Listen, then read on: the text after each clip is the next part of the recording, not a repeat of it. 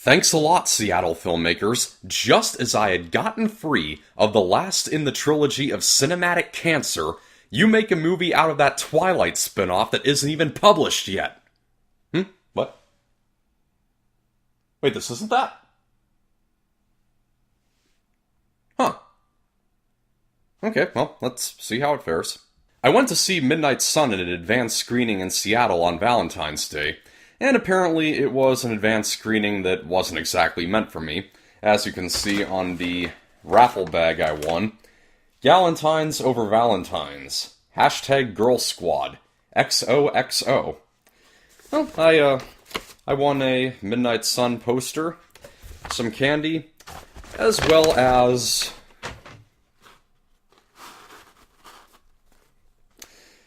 Yeah, I didn't have much use for these while watching the movie. I think I'll save them for the T-Rex scenes in Jurassic World Fallen Kingdom. So Midnight Sun is an American version of a Japanese film from 2006. It's about a teenage girl named Katie who is living only in the company of her dad and her lone friend Morgan. Katie is afflicted with XP, a disease that causes her skin to be sunlight intolerant, even though there are a few scenes in this movie when she's near her window and there's clearly some sunlight on her skin. Yeah, I don't know anyone with XP, but I'm just gonna take a wild shot in the dark and say that anyone who does have XP would have every window in their house blinded during the day. But that can't be the case in this movie, because then Katie wouldn't be able to watch this one guy pass by her house every day for the last 12 years of her life. This guy named Charlie, played by Patrick Schwarzenegger, yes, the son of Arnold, Katie's been crushing on him for the longest time, but has never gotten the opportunity to talk to him, until one night when she goes out to play guitar and by chance bumps into him, and from then on, a summer romance buds between them. Through a good chunk of this movie, I was consistently reminded of another movie that I had seen just 9 months earlier. A teenage girl has been bound to her house her entire life because of a very rare condition she has. Her parent repeatedly tells her that going outside will kill her, but then a dude comes into her life, sweeps her off her feet, and encourages her to really start living and explore the world. This movie is a retread of Everything Everything, a movie that I thought was okay. The first 2/3 I actually thought were pretty solid, but the last act was weak. The similarities that Midnight Sun has with that movie are very distracting at times. There are a few things about Midnight Sun that intermittently drew my mind away from that, most notably the acting. Bella Thorne was really good as Katie. I mean, I like her in pretty much anything that isn't her Instagram. She has adequate chemistry with Patrick Schwarzenegger.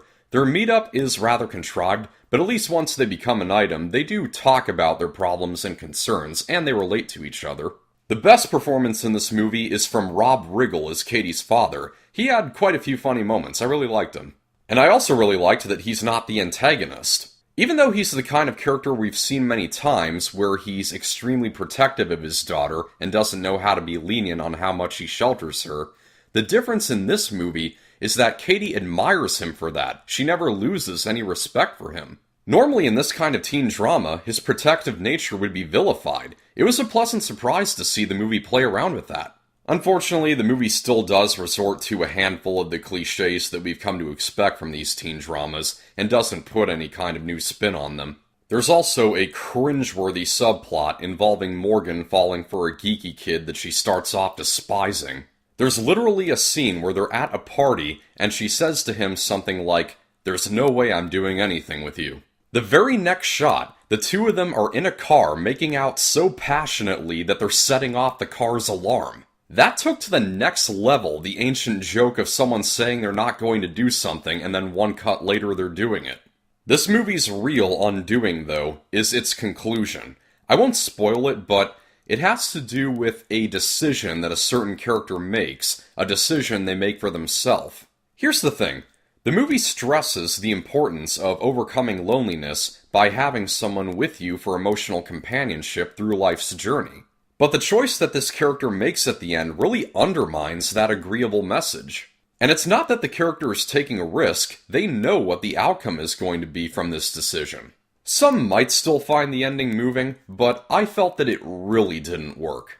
I was going to give this movie a mild recommendation, but that conclusion deducts at least 5% from its final score.